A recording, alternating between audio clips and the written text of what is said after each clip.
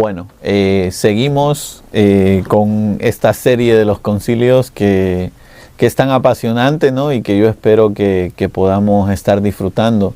Sé que quizás a veces se nos puede hacer un poco tedioso por los datos históricos. Perdón, a mí me encanta la historia, así que es uno de mis defectos.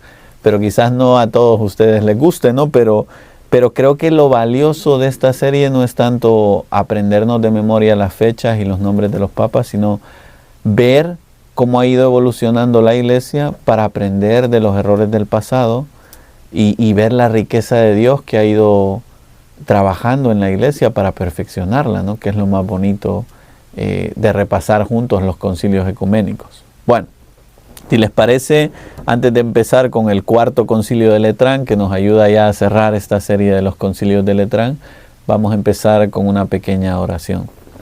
En el nombre del Padre, y del Hijo, y del Espíritu Santo. Amén. Le pedimos al Señor hoy que abra nuestros corazones y nuestras mentes para profundizar en el cuarto concilio de Letrán y para ayudarnos a sacar provecho de todos estos sucesos y de los personajes y de la historia del cuarto concilio de Letrán. Pedimos todo esto rezando la oración que Jesús nos enseñó. Padre nuestro que estás en el cielo, santificado sea tu nombre. Venga a nosotros tu reino. Hágase tu voluntad en la tierra como en el cielo. Danos hoy nuestro pan de cada día. Perdona nuestras ofensas, como también nosotros perdonamos a los que nos ofenden. No nos dejes caer en tentación y líbranos del mal. Amén. En el nombre del Padre, y del Hijo, y del Espíritu Santo. Amén. Bueno, entremos de lleno en el cuarto concilio de Letrán, que nos ayuda a terminar ya con esta serie de concilios de Letrán, que son, como decíamos en los programas anteriores, los primeros concilios ecuménicos en Occidente, en la parte occidental del imperio, y también los primeros concilios ecuménicos que van a tratar cuestiones doctrinales, no solo cuestiones doctrinales, sino también cuestiones disciplinarias, ¿no? Dentro de la Iglesia y cómo es el gobierno de la Iglesia. Nos centrábamos bastante en el programa anterior en el tema de la reforma de cómo se elige un papa y el cónclave. En este cuarto concilio de Letrán, convocado o celebrado en el año 1215, bajo la dirección del Papa Inocencio III, que es uno de esos papas que cambiaron la historia de la Iglesia, con una personalidad fuerte, como vamos a ver ahora, y el papa que se necesitaba para esa época, ¿no? Yo creo que esto es lo más bonito de ver la historia del papado, ¿no? Que uno va viendo los papas y todos son diferentes, ¿no? Personalidades totalmente diferentes, países totalmente diferentes, modo de pensar totalmente diferentes, ¿no? Pero lo bonito es ver la mano providente de Dios en esto, que elige el papa que necesitamos para la época que lo necesitamos.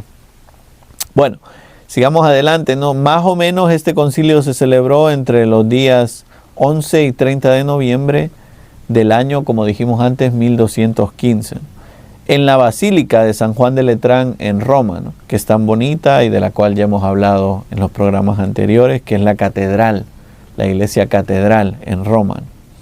Lo convoca y preside, fíjense que esto es lo más bonito, no solo lo convoca, sino él está ahí, él es el que preside, el presidente del cuarto concilio de Letrán, el Papa Inocencio III. Entonces podríamos decir, él puede asegurarse de hablar de lo que tienen que hablar y de sacar adelante y empujar las reformas que él quiere, ¿no? El Santo Padre Inocencio III. Bueno, en esta época, en el siglo XIII, es una época de consolidación del poder papal, ¿no? Hablábamos antes, en los programas anteriores, de cómo había una tensión entre el poder político y el poder religioso, el poder terrenal y el poder espiritual, ¿no? Este tema de las dos espadas del que hemos hablado antes, ¿no? Bueno, pues aquí se consolida un poco el poder papal, ¿no? De hecho, dicen los historiadores de la Iglesia que el poder papal llegó a su máximo esplendor. Inocencio III llegó a tener tan influencia en el mundo, el Papa Inocencio III, que se le llegó a llamar el árbitro del mundo, ¿no? El árbitro del mundo, porque tenía mucha influencia en los emperadores y en los que gobernaban los países en esta época. Y qué bonito, ¿no? Qué bonito. O sea, quizás es una época a la que no vamos a poder volver en la historia del mundo, ¿no? Quizás el Papa no tenga tanta autoridad entre los políticos a día de hoy, ¿no? Pero es bonito volver para atrás y ver cómo el Papa tuvo esa autoridad y esa influencia dentro del poder político y se alcanzó en este momento ese ideal que se llama la cristiandad, ¿no? Es decir, que dentro del imperio, del Sacro Imperio Romano Germánico, pues se alcanza la concordia y la paz, podríamos decir, ¿no? Por el pensamiento cristiano, por las raíces cristianas, ¿no? Y en concreto por la voz y el magisterio del Papa Inocencio III. En este momento están en auge, o en su mayor versión, los movimientos heréticos. En concreto, dos de los que ya hemos hablado, los cátaros y los valdenses, ¿no? Los cátaros y los valdenses empezaron en Francia, como dijimos en los programas anteriores, fueron combatidos por los dominicos y los franciscanos y obviamente por los obispos que querían salvaguardar la doctrina dentro de sus diócesis. Y los cátaros y valdenses pues predicaban sobre todo que existen dos dioses, un Dios bueno y un Dios malo, y que no hay jerarquía, que no hay autoridad dentro de la iglesia, ¿no? Que cada uno se manda a sí mismo, ¿no? Decíamos en los programas anteriores que esto va a ser el germen de lo que más adelante va a ser la Reforma Protestante, pero podemos ir viendo ya cómo estos movimientos heréticos van a ir influyendo en algunas comunidades y van a ser condenados por la iglesia porque llevan a las personas a la perdición. Bueno, de esta época también son las cruzadas. Estaba en curso lo que se llamaba la Cuarta Cruzada. Acababa de terminar, ¿no? La Cuarta Cruzada fue del año 1202 al año 1204, ¿no? Y terminó con el saqueo de Constantinopla, ¿no? Ahí terminó la Cuarta Cruzada. La cristiandad, podríamos decir, se preparaba para una nueva cruzada. Y el servicio y el concilio serviría para organizar, ¿no? La siguiente cruzada, la Quinta Cruzada. Pero bueno, sigamos adelante, ¿no? Este concilio va a ser uno de los concilios más concurridos de la Edad Media, ¿no? Se piensa que habían más de 400 obispos, 800 abades y priores, y además embajadores de reyes y príncipes. Embajadores de reyes y príncipes. Aquí podemos ver cómo ya se incluye en este concilio laicos dentro del concilio, ¿no? Y en concreto personas que tienen que ver con el poder político, ¿no? Embajadores de los reyes y de los príncipes. En esta época, Inocencio III, que fue papa del año 1198 al año 1216, es decir, unos añitos, ¿verdad? Fue la figura dominante de la iglesia, del imperio y del concilio. Representa el cenit o el culmen del poder papal en el medioevo, ¿no? Esta es la época que nosotros llamamos medieval o medioevo, ¿no? En esta época se alcanza la influencia más grande del poder religioso, ¿no? Del poder papal, ¿no? El papa era de verdad alguien escuchado, venerado y seguido dentro del Sacro Imperio Romano Germánico, ¿no? Y creo que esto es muy importante para nosotros entender cómo funcionaban las cosas en esta época. Los obispos de toda Europa, ¿verdad?, van a ser protagonistas de esta época, sobre todo por el concilio, por el Cuarto Concilio de Letrán, y por la influencia del Papa en cada uno de los obispos de toda Europa, ¿no? Especialmente Francia, Alemania, Italia, España e Inglaterra, ¿no? Que son los países, podríamos decir, más fuertes dentro del imperio. También van a ser importantes en este concilio los delegados de las órdenes religiosas, ¿no? Ya veíamos cómo los abades y priores participaban, ¿no? Pero además se va a tener en cuenta otras órdenes religiosas, ¿no? En concreto los benedictinos, los cistercienses, los cartujos y más órdenes religiosas que estuvieron presentes dentro del Cuarto Concilio de Letrán. Decíamos antes que hay representantes laicos, ¿no? Esto es chistoso porque hoy con todo esto del sínodo ha habido como una cierta polémica, ¿no? Todo el mundo ha dicho, están yendo los laicos, ¿no?, al sínodo de los obispos. Y entiendo la polémica porque el sínodo de los obispos es para obispos y estamos incluyendo a los laicos. Pero nunca ha sido un problema dentro de la iglesia, ¿no? Aquí estamos hablando de un concilio ecuménico que es más que un sínodo, ¿verdad? Y ya se incluían a los laicos, ¿no? Porque siempre los laicos han sido parte de la vida de la iglesia, ¿no? Creo que esto es importante para nosotros reflexionarlo, porque si no, nosotros, ustedes y yo, que somos miembros de la iglesia, siempre podemos ver la iglesia como algo ajeno, ¿no?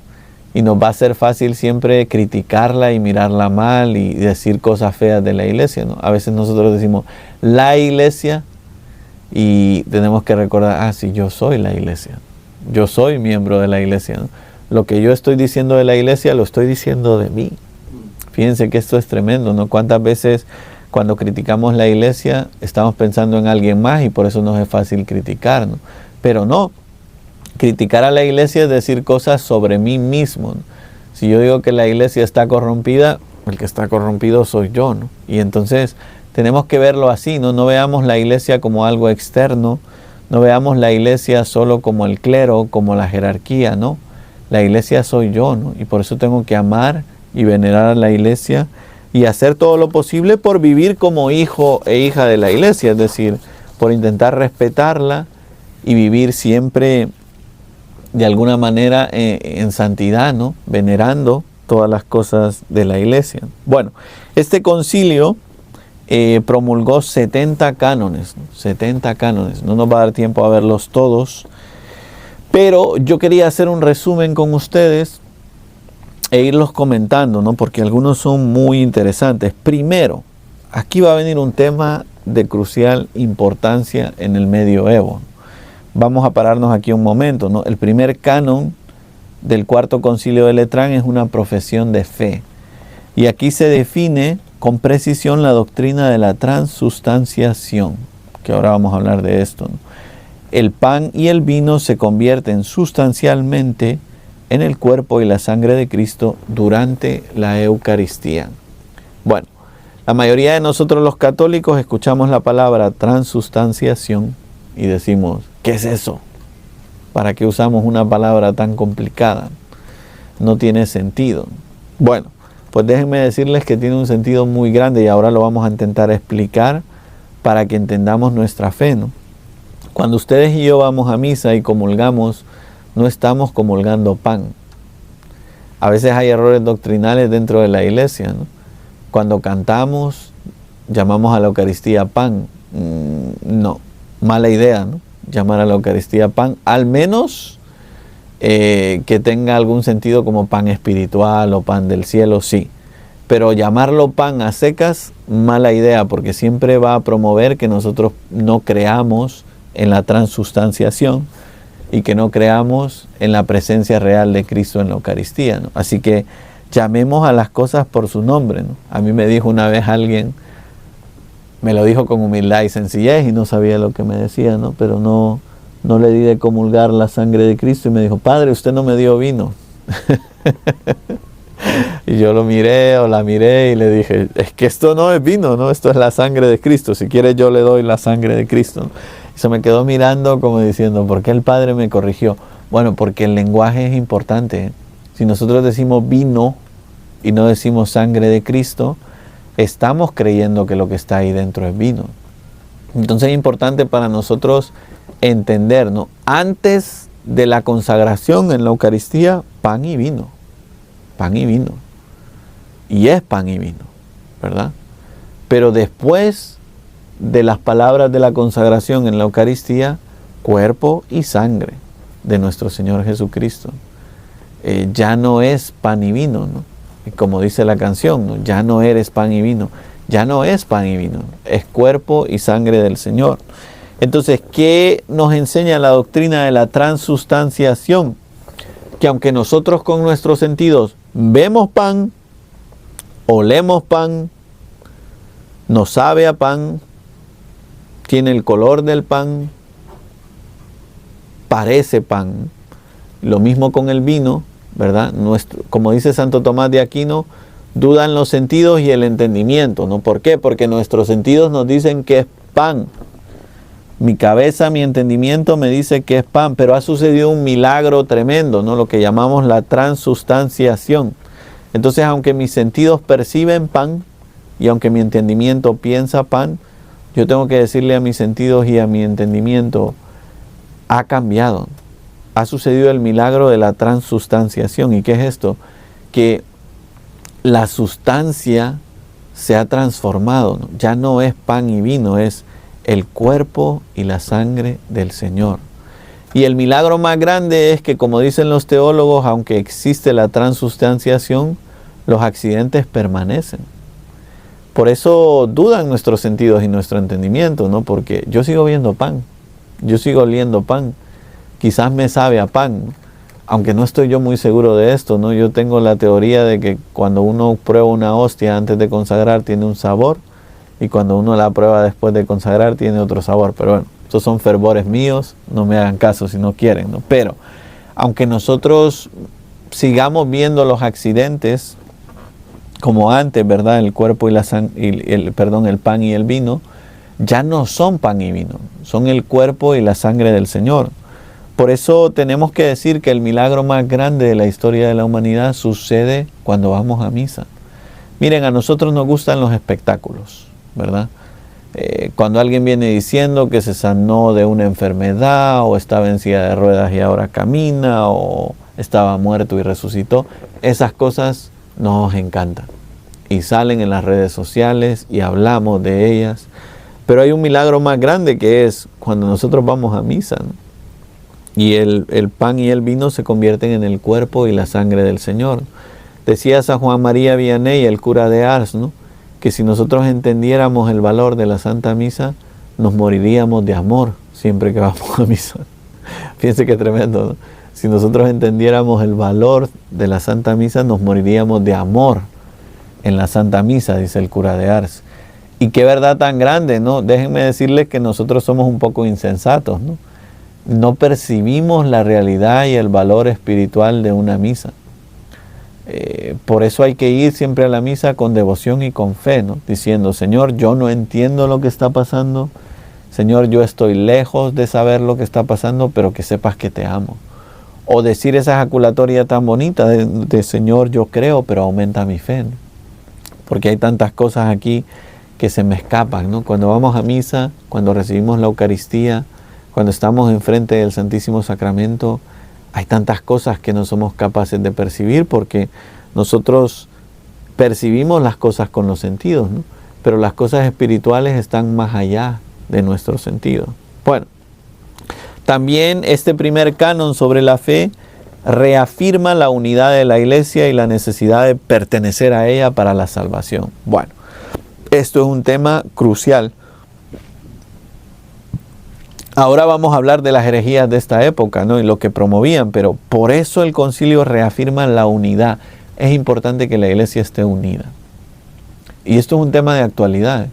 Ahora con el Papa León creo que existe otra vez en la Iglesia esa percepción de la unidad, ¿no? De la importancia de la comunión, de la importancia que aunque no seamos iguales, uniformidad, estemos unidos, es decir, creamos lo mismo, profesemos lo mismo y vivamos lo mismo, todos los cristianos. Bueno, y la necesidad de pertenecer a ella para la salvación. En esta época ya empieza el germen de lo que va a ser más adelante la Reforma Protestante. Yo me puedo salvar sin necesidad de la Iglesia, o yo me puedo salvar sin necesidad de los sacramentos. Y esto va a ser una polémica, ¿no? Aunque nosotros sabemos que el Concilio Vaticano II enseña que la gente se puede salvar fuera de la Iglesia, ¿verdad? Hay gente que no son católicos y se pueden salvar. No me pregunten cómo, dice el concilio, de una manera misteriosa, ¿no? Porque Dios no lo limita en los sacramentos, ni lo limita la Iglesia. Dios puede salvar a una persona fuera del seno de la iglesia. Pero, y por eso se reafirma la necesidad de la iglesia para la salvación, la manera ordinaria de salvarnos es por medio de la iglesia. No nos hemos dado cuenta nosotros los católicos del gran tesoro que es ser católico. No nos hemos dado cuenta. No nos hemos dado cuenta y por eso nos parece cualquier cosa ir a misa, nos parece cualquier cosa confesarnos, nos parece cualquier cosa el bautismo, nos parece cualquier cosa casarnos por la iglesia, nos parece cualquier cosa las realidades espirituales, ¿no? Y no lo son. Yo creo que tendríamos que recordar, ¿no?, que el gran regalo que nos dieron a nosotros siendo pequeños fue, a los que nos bautizaron siendo pequeños, el bautismo. Gracias al bautismo y gracias a los sacramentos y gracias a la gracia de Dios, nosotros podremos salvar, tenemos ventaja para salvarnos. A veces vemos muchos de nosotros esto como un inconveniente, ¿no? Casi que hay algunos de nosotros que decimos, preferiría no creer, ¿verdad?, y ser ignorante para salvarme. No, la ignorancia, hermanos míos, no salva. La ignorancia no salva. Que nadie piense que siendo ignorante se va a salvar. No. Lo que salva es la verdad, lo que salva es la luz. Entonces, alegrémonos, regocijémonos que conocemos a Cristo, que conocemos la iglesia y que tenemos a manos los sacramentos, ¿no? Y renovemos nuestro compromiso de alegrarnos, de regocijarnos y de siempre experimentar un gran asombro cada vez que recibimos los sacramentos de la iglesia. Bueno, el canon 2 y 3 nos van a hablar sobre las herejías, que ya se los adelantaba yo, se condena formalmente, ¿verdad?, a los cátaros, ya hablábamos de ellos en los otros programas, a los valdenses, ya hablábamos de ellos en los otros programas, a los patarinos, no habíamos hablado de ellos, pero es como, podríamos decir, otra secta dentro de los cátaros y los valdenses, y a los arnaldinos, ¿no?, que es otra secta, ¿no? Entonces, fíjense, ya se va creando aquí la lógica de las sectas. No quiero ofender a nadie, pero me quiero meter en este tema. Una cosa es la iglesia y la unidad de la iglesia, y otra cosa es una secta. Dentro de la iglesia católica pueden haber sectas. Voy a volver a decirlo. Dentro de la iglesia católica pueden haber sectas. Fuera también, de hecho las hay, ¿no?, pero dentro también. ¿Y qué promueve una secta? Una secta promueve la no necesidad de la iglesia. Usted no necesita la iglesia para salvarse. Predicamos esto dentro de la iglesia católica, peligro. 2, usted no necesita los sacramentos para salvarse. No. Por eso en los grupos dentro de la iglesia católica, antes de promover sus retiros y antes de promover sus espiritualidades y antes de promover sus eventos y sus cosas, hay que promover a la iglesia. Ustedes no trabajan para ustedes, trabajan para la iglesia. Ninguno de ustedes se va a salvar por, yo qué sé, por Emaús, por el Cursillo, por la Renovación Carismática, por la Legión de María. No se van a salvar por sus grupos. Ustedes se van a salvar por Dios y por la iglesia. Entonces es muy importante que nosotros entendamos que aunque esos carismas y esos grupos y esas realidades me han ayudado, pero el fin de esos grupos y de esos carismas y de esas realidades es acercarme a la iglesia y acercarme a la salvación. Por eso la manera de salvaguardar que un grupo dentro de la iglesia no es una secta, ¿verdad?, no está promoviendo la división y no está promoviendo doctrinas erróneas, es que siempre promovamos amar a la iglesia y que siempre promovamos amar y frecuentar los sacramentos, ¿no? Esto es algo que tenemos que hacer en todos los grupos y en todos los movimientos, ¿no? Y no tener miedo, si es que todos somos lo mismo, ¿no? No pensemos nunca en contraposición, ¿no? A veces en los grupos dentro de la iglesia se piensa, el Padre es nuestro enemigo, ¿no? O el Padre no nos quiere, ¿no? O el Padre no nos apoya. Ámenlo ustedes, intégrense en la parroquia, ayuden en la parroquia, colaboren en la parroquia, porque a ustedes les va la vida. La iglesia no los necesita a ustedes, perdón por lo que voy a decir. La iglesia no los necesita. La iglesia ha existido 2000 años. Los movimientos, el que más años tiene, ha existido 100 años, ¿no? Entonces, durante muchos años en la iglesia no han existido sus grupos y no han existido sus movimientos, y la iglesia ha sobrevivido, porque la iglesia no los necesita en ese sentido, ¿verdad? Ahora, la iglesia promueve los movimientos y los retiros y los carismas porque el trabajo de ustedes es acercar a la gente. Ustedes sí necesitan a la iglesia. Fíjense qué tremendo, ¿no? Es casi lo que pasa con nosotros y con Dios. Dios no nos necesita. Nosotros necesitamos a Dios. Bueno, pues con los grupos y los carismas dentro de la iglesia no los necesita. Ustedes necesitan a la iglesia. Entonces, aquí se tiene que notar siempre dentro de la iglesia lo que amamos y lo que promovemos, que tiene que ser siempre el amor a la iglesia, el amor y la obediencia a la jerarquía, y el amor y la frecuencia de la práctica de los sacramentos, ¿no? Esto es algo que todos los grupos tienen que hacer. Porque si no, corremos el peligro de convertir nuestros grupos o nuestras reuniones en una secta, ¿no? ¿Y qué es esto? Pues promover la división. Y esto pasa mucho dentro de los grupos, por desgracia, ¿no? Dentro de los grupos a veces hay subgrupos, ¿no? Y división, ¿no? Y problemas, y rencillas, y rencores, ¿no? Bueno, pues eso es una secta. Y por desgracia, a veces dentro de la Iglesia Católica tenemos sectas y creamos división. Por eso tenemos que amar sobremanera a la Iglesia, predicar siempre el amor a la Iglesia, a los sacramentos, al Papa y a los obispos, ¿no? Y los que están en una parroquia, pues a sus sacerdotes, ¿no? Amen a sus sacerdotes, ayuden a sus sacerdotes, promuevan, ¿no? Las vocaciones sacerdotales. Yo creo que esto es algo que en los grupos, perdón, me estoy poniendo exhortativo, voy a gastar solo 30 segundos en esto, ¿no? Porque no es lo que me toca. Pero a veces en los grupos no se promueven las vocaciones sacerdotales ni religiosas. ¿Y de dónde van a sacar ustedes sacerdotes para confesar? ¿Y de dónde van a sacar ustedes sacerdotes para celebrar misa? Ustedes necesitan la misa, y ustedes necesitan la confesión, y ustedes necesitan a los sacerdotes.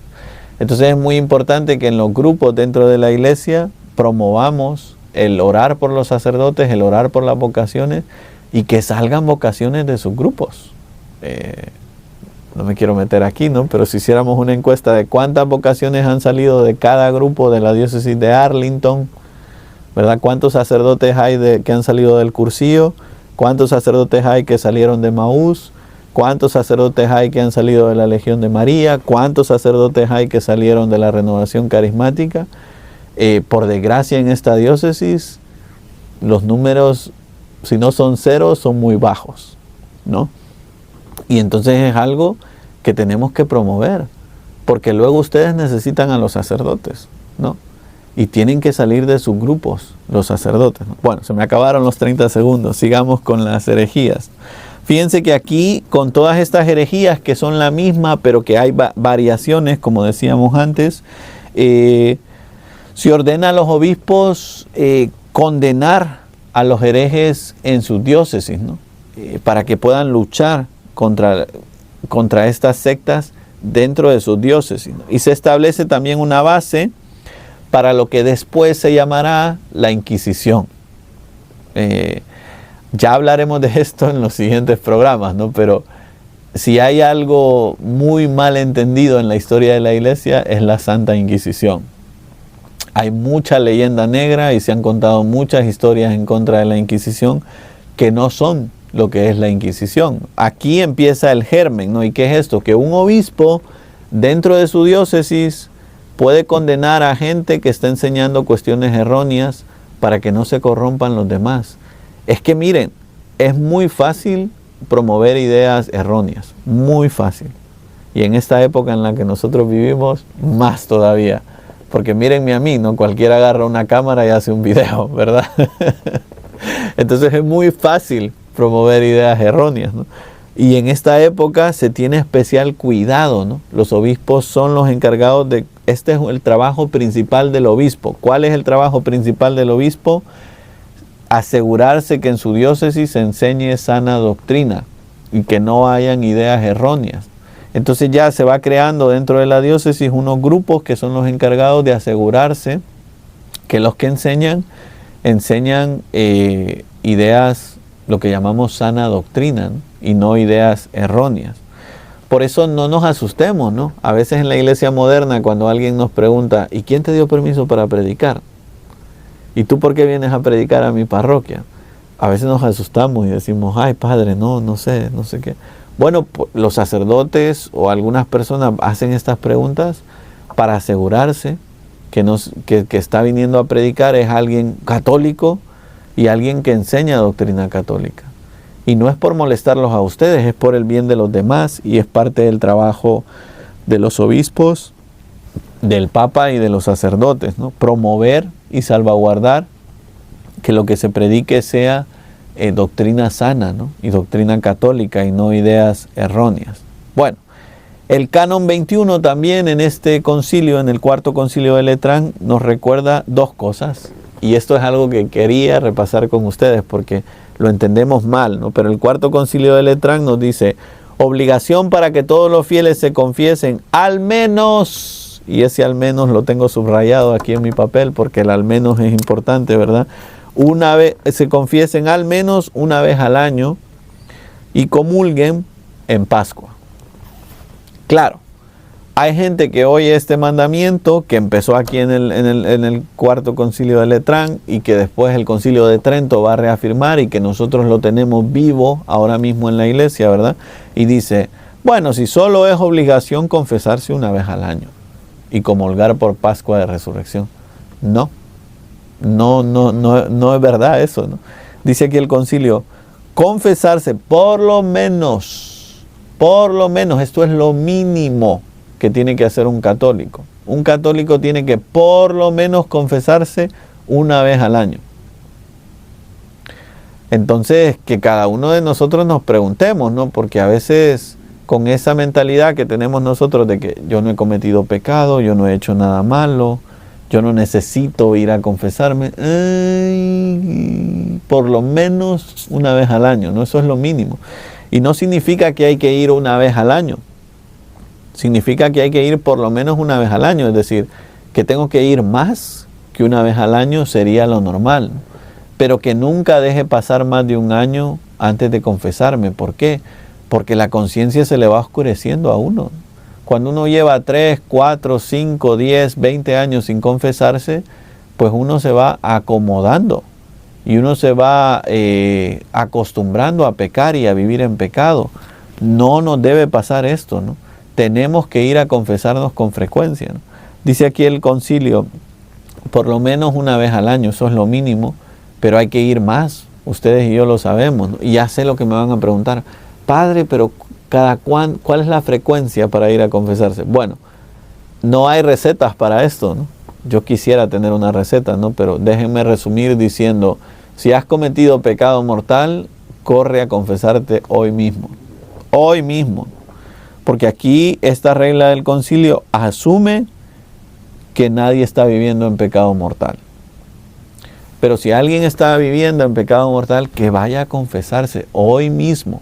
Que no espere a mañana, ¿no? Porque morirse en pecado mortal es arriesgarse a la condenación eterna. Y ninguno de nosotros queremos morirnos en pecado mortal. Por eso, por favor, si alguien ha cometido un pecado mortal o grave, que vaya a confesarse. Ahora, hablemos de mantenimiento, ¿no? Aquellos de nosotros que solo, o aquellas personas que solo cometen pecados veniales, ¿verdad? ¿Cada cuánto tienen que ir a confesarse? Pues la respuesta correcta es, no sé. Eso hay que verlo, ¿no? Cada uno de nosotros tiene que ver, ¿no? Con cuánta frecuencia tengo que ir a confesarme, pero lo recomendable siempre ha sido, yo diría por lo menos una vez cada 3 meses, ¿no? Lo minimísimo, ¿no? Pero yo recomendaría una vez al mes, cada 2 semanas incluso, ¿no? Porque es una práctica que le ayuda a uno a no habituarse a sus pecados veniales, ¿no? Dice San Juan de la Cruz que un pájaro no puede volar si está atado a una cadena o si está atado a un hilito, ¿no? Y es verdad, entonces nosotros no podemos crecer en la vida espiritual y en la vida de oración, incluso teniendo pecaditos o pecados veniales o pecados pequeños, y por eso no tenemos que habituarnos a esto. Y la manera más fuerte de luchar contra el pecado es siempre la confesión. Así que no tengamos miedo de ir a confesarnos. Y miren, qué interesante, ¿no? Es obligación comulgar por lo menos una vez al año. porque algunos de ustedes ya se acostumbraron de que, no, yo vivo en pecado y no comulgo. Bueno, pues lamento decirles a los que viven así que los concilios y la doctrina de la iglesia nos obliga a comulgar por lo menos una vez al año. Es decir, lo normal es que nosotros arreglemos nuestras circunstancias irregulares para poder comulgar. Porque claro que no es obligación comulgar, déjenme aclarar eso, ¿no? La obligación es ir a misa todos los domingos y fiestas de guardar. No es obligación comulgar. Por eso, si alguno está en pecado mortal cuando vaya a misa, por favor no comulgue, ¿no? Que eso es un sacrilegio, ¿no? Es un pecado muy grave, ¿no? Dice San Pablo en una de sus cartas que quien come y bebe el cuerpo de Cristo indignamente, come y bebe su propia condenación. Por tanto, tenemos que evitar ir a comulgar en pecado mortal. Pero que vivir en pecado mortal no nos sirva de excusa para nunca comulgar. Nos dice aquí el concilio que hay que comulgar al menos o por lo menos por Pascua. Que a ninguno de nosotros nos agarre la Pascua en pecado mortal. Y comulguemos, no tengamos miedo, ¿no? Intentemos vivir en gracia de Dios y comulgar siempre que vamos a misa, porque se saca más provecho espiritual de la misa comulgando.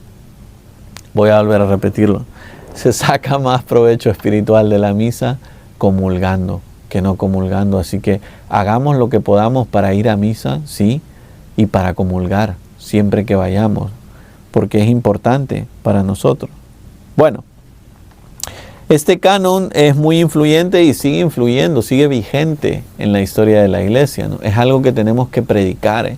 Y es muy importante para nosotros porque hay mucha gente que no sabe esto, ¿no? Hay mucha gente que no sabe esto y que pasan años y años sin confesarse o años y años sin querer arreglar su vida, ¿no? Así que acerquemos a la gente a la iglesia, ¿no? ¿Cuánta gente hay que hace años que no viene a confesarse? Invítenlos ustedes a confesarse. ¿Cuánta gente hay que hace años que no viene a la iglesia? Invítelo usted a la iglesia. ¿Cuánta gente hay que hace años que viven sin casarse por la iglesia? Invítenlos ustedes a que se casen por la iglesia.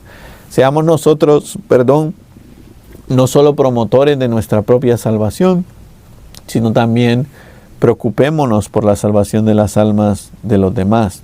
Bueno, hay también algunos cánones sobre la relación con los judíos y los musulmanes. Pensémoslo por un momento, ¿no? En esta época es la época de las cruzadas y los imperios, el Sacro Imperio Romano Germánico está rodeado de países donde están los musulmanes y donde están los judíos. Entonces es muy importante. Se prohíbe, ¿no? Se prohíbe que los cristianos sean siervos o trabajen para un judío, ¿verdad? Que esto pasaba mucho, ¿no? Ustedes saben que los judíos siempre han sido muy buenos en los negocios, ¿no? Entonces muchas veces los cristianos trabajaban para ellos. Y podríamos decir, aunque esto es algo religioso, en realidad lo que quiere la iglesia es que no mezclemos la religión judía con la religión cristiana, ¿verdad? Pero ya se puede ver en Europa un antisemitismo. Ya empieza a haber como una idea de que lo judío es malo, que va a tener consecuencias tremendas, ¿verdad? Más adelante en la historia de la iglesia, y ustedes y yo lo vamos a ver, vamos a vivir la tremenda tragedia de la Segunda Guerra Mundial y del Holocausto, ¿no? Bueno, pues ya aquí se empieza a gestar un poquito esto, ¿no? No es exactamente esto, hay una diferencia abismal, pero ya empieza a haber como una pequeña sospecha ante los judíos. Y esto, bendito sea Dios, ha cambiado, ¿no? Desde hace mucho tiempo el magisterio de la iglesia enseña que los judíos son, decía San Juan Pablo II, nuestros hermanos mayores en la fe, ¿no?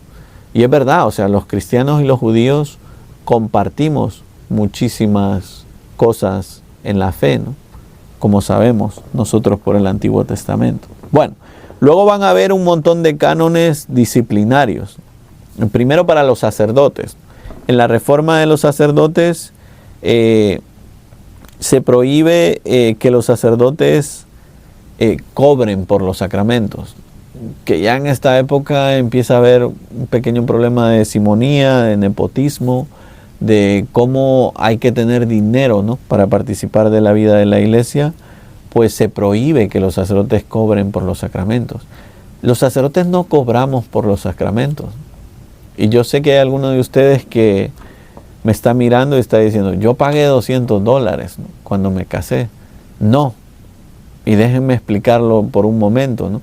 Cuando ustedes solicitan una misa o reciben un sacramento en la iglesia, nosotros no les cobramos. Si usted no tiene dinero, lo casamos, lo bautizamos, le celebramos la misa. Nunca ha sido un problema eso. Ahora, en la iglesia existen los estipendios, ¿no? ¿Qué son los estipendios? Pequeños donativos al sacerdote o a la iglesia, pero no son obligatorios, ¿verdad? Fíjense que cuando usted llama a la parroquia de Todos los Santos o a la Misión San Gabriel porque quiere ofrecer una misa y usted le pregunta, ¿cuánto le tengo que pagar al padre? Le van a decir, nada. Usted no le tiene que pagar al padre nada, pero si quiere darle un pequeño estipendio, le sugerimos, yo qué sé, que dé la cantidad de $10 o lo que usted quiera. Y usted puede dar ese pequeño estipendio, pero no es obligación. La misa no tiene valor monetario, no se paga, no se puede pagar. Y lo mismo los sacramentos, ¿no? Aunque a veces dentro de los sacramentos las parroquias sugieren dar un donativo, ¿verdad?, para la iglesia, que por cierto, cuando ustedes vienen a la iglesia, pues hay gastos, ¿verdad? Una iglesia gasta aire acondicionado, gasta luz, gasta limpieza, gasta maintenance, etcétera, ¿no? Entonces, yo diría que hasta cierto punto es casi justo, ¿no?, que hayan algunas tasaciones o algunos donativos, pero si usted no tiene ese dinero, no lo vamos a dejar de casar por eso, ¿no?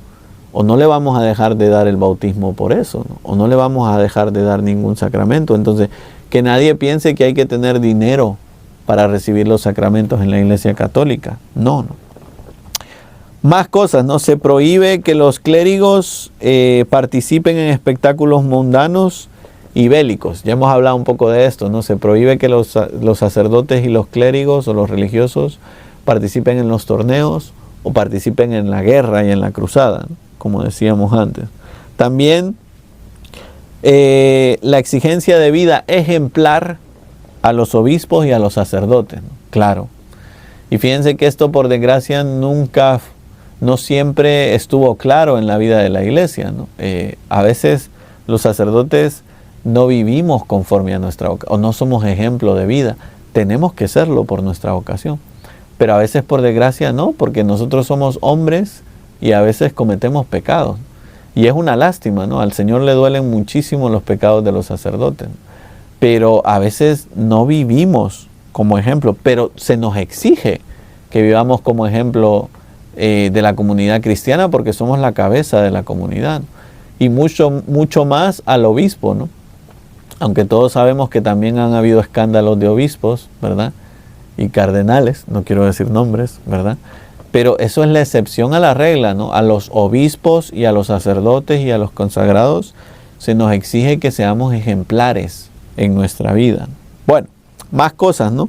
Algunas reformas o algunos cánones sobre la organización eclesiástica, ¿no? Primero, las normas para elecciones episcopales. Hemos estado con esto en los concilios anteriores también. ¿Cómo se eligen a los obispos? Bueno, pues se hacen unas normas de cómo elegir al obispo. Fortalecimiento del control del Papa a las iglesias nacionales, ¿no? Esto es importantísimo y ha sido importantísimo desde el principio de la historia de la iglesia, ¿no? Un obispo es la autoridad en su diócesis, es la cabeza de su diócesis, pero el Papa tiene una autoridad moral sobre los obispos y sobre las diócesis. Y puede sugerir cosas y puede decir cosas, ¿no? Y esto es importante para el gobierno de la iglesia, ¿no? Que nosotros entendamos que el Papa está por encima de los obispos, aunque los obispos tienen toda la autoridad en su diócesis. Bueno, y terminemos diciendo, ¿no?, que se condenan algunas cosas, ¿no? Primero las herejías, ¿no? Hablábamos de los cátaros que fueron condenados por su dualismo, es decir, por pensar que hay un Dios bueno y un Dios malo, y que rechazan los sacramentos, ¿verdad? Los sacramentos no salvan. Siempre que alguien diga eso, huele a malo, ¿no? Y ya los cátaros decían esto. Y en concreto ellos decían el matrimonio y la Eucaristía, ¿no? Fíjense qué tremendo, ¿no? No hay que casarse para salvarse. ¿Cuántas veces he oído yo esto en esta época, ¿no? No hace falta casarse por la iglesia, ¿no? Sí hace falta. La Eucaristía. No hace falta ir a misa, no hace falta ir a la iglesia para salvarse. Sí, hace falta, ¿no? Y es imposible, es importante que nosotros nos demos cuenta de estas cosas, ¿no? Es más fácil ir al cielo estando casado por la iglesia. Es más fácil ir al cielo yendo a misa los domingos, y es importante que nosotros lo entendamos. Bueno, y los valdenses que fueron condenados por predicar sin permiso eclesiástico y criticar a al clero. Fíjense, predicar sin permiso, ¿no? No me quiero ni meter en este tema en esta época, ¿no? Pero hay muchas personas que predican sin haber pedido permiso a sus sacerdotes, sin haberle dicho a nadie, ¿no? Y es importante que nosotros antes de predicar nos preparemos y preguntemos a la iglesia si podemos predicar, ¿no? 1. 2. Criticar al clero. Que esto es el deporte favorito de nosotros en esta época, ¿no? Criticar a los sacerdotes, criticar al obispo, criticar al papa, ¿no? No nos acostumbremos a esto, ¿eh? Siempre que hacemos eso, sembramos cizaña y división dentro de la iglesia. Y yo no digo que los sacerdotes seamos perfectos. Tampoco digo que los obispos son perfectos y tampoco digo que el Papa León es perfecto. Pero tenemos que amar y respetar a los sacerdotes y al clero. Que luego le tenemos que decir algo al padre en privado para corregírselo, dígaselo con amor, nosotros se lo vamos a agradecer. Pero ni se le ocurra decir cosas en público o publicar en las redes sociales algo en contra de los sacerdotes. Queda muy mal, ¿no? Es como si yo me pusiera a decir cosas feas de mi papá en público, ¿no? Queda muy mal, porque somos una familia en la iglesia. Bueno, terminemos diciendo que en esta época también surgen la orden de los templarios y los hospitales, ¿no? Qué importante va a ser en esta época la orden de los templarios, que van a ser muy importantes para las cruzadas, ¿no? Son, podríamos decir, una orden militar, por decirlo de alguna manera. Y los hospitales, ¿no? Van a haber muchos heridos en las cruzadas, y las órdenes hospitalarias van a ser muy importantes en esta época.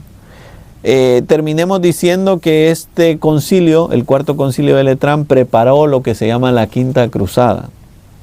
Y la Quinta Cruzada, que comenzó en el año 1217 y fue financiada, podríamos decir, durante mucho tiempo por las comunidades cristianas. Casi en esta época era obligatorio el diezmo, ¿no? En las comunidades cristianas, y en esta época va a empezar algo que más adelante va a ser un problema, ¿no? Se van a empezar a vender las indulgencias dentro de la iglesia. Para hablar de lo que es una indulgencia tendría que hacer un programa, ¿no? Y ya se me acabó el tiempo, así que baste decir, voy a hacer un resumen, que una indulgencia es como el complemento al sacramento de la confesión. Cuando uno va a confesarse, ¿se le perdonan los pecados? Sí, pero esa persona, si se muere, puede ir igual al purgatorio, ¿verdad? Porque por nuestros pecados nosotros tenemos que pagar un precio, aunque nuestros pecados sean perdonados. ¿Qué hace una indulgencia, y en concreto una indulgencia plenaria? Perdona esa deuda que tenemos con Dios de nuestros pecados.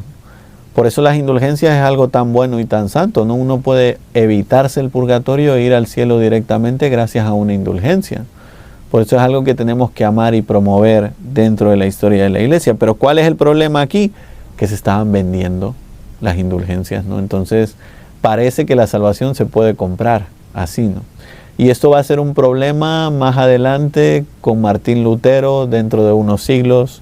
Ya hablaremos de eso cuando nos toquen. Bueno, terminemos diciendo que este cuarto concilio de Letrán reafirma, ¿verdad?, la autoridad papal, define el dogma de la transustanciación de la Eucaristía, que esto es importantísimo, ¿verdad? Refuerza la estructura disciplinaria y jurídica en la iglesia, sobre todo con el tema de lo que va a ser la Inquisición más adelante, y representa el gran poder que tiene el Papa, ¿verdad?